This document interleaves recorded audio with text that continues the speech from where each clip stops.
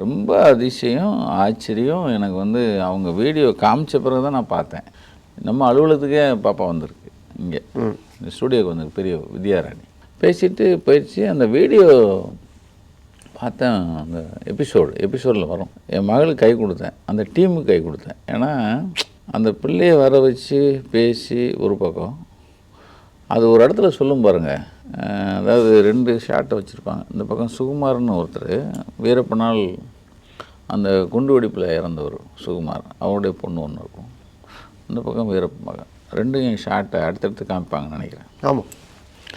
அது எனக்கு ரஜினி ரொம்ப ஃபோன் பண்ணி பாராட்டினார். சசிகுமார் டைரக்டர், அவர் விழுந்து விழுந்து பாராட்டினார். சார், உலகத்தில் இப்படி யாருமே பண்ண முடியாது சார்னார். அதாவது இந்த பக்கம் பாதிக்கப்பட்ட ஒரு பெண்ணு, இந்த பக்கம் வீரப்பனுடைய மகன், யாருமே பண்ண முடியாது சார். இதோட ஃபுல் வீடியோ